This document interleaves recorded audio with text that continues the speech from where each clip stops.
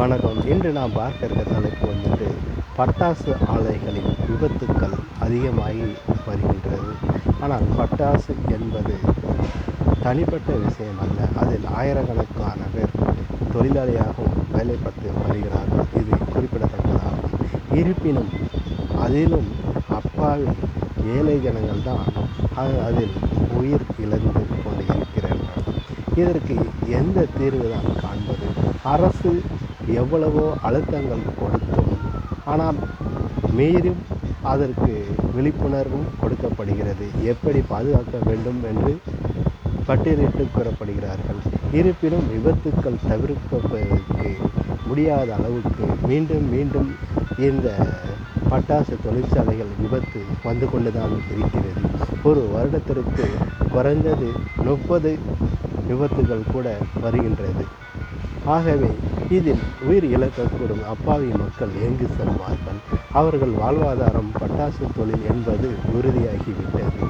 இந்த சூழ்நிலையில் இனிமேல் இந்த விபத்துக்களும் நடக்காமல் இருக்க அரசு முழுமையாக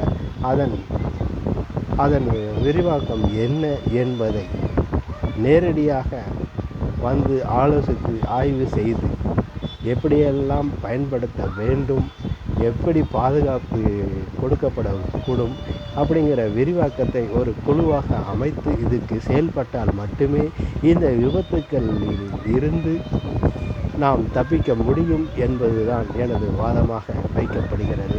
ஆகவே அரசு இது உடனடியாக இதுக்கு ஒரு குழு அமைத்து அந்த குழுவில் எடுக்கப்படும் கண்டிஷன்கள் இருந்து எல்லாமே சரிபார்க்கப்பட்ட பிறகே அந்த தொழிற்சாலைகளுக்கு எந்த ஒரு தடுப்புகள் இல்லாமலும் மீண்டும் அந்த தொழிற்சாலை நடக்குவதற்கும் உதாரணமாகவும் இருக்க வேண்டும். அதே நேரத்தில் இருப்பினும் இந்த விபத்துக்கள் இல்லாத அளவுக்கு அரசு முழுமையாக இறங்கி இதில் வேலை பார்த்தால் மட்டுமே இந்த உயிர் இழப்புகள் இல்லாமல் ஆகும் என்பதை நெல்லை மாவட்டத்திலிருந்து வாசகன் ரிப்போர்ட்டர் சார்பாக எனது தாழ்மையான வேண்டுகோளை வைக்கிறேன். நன்றி.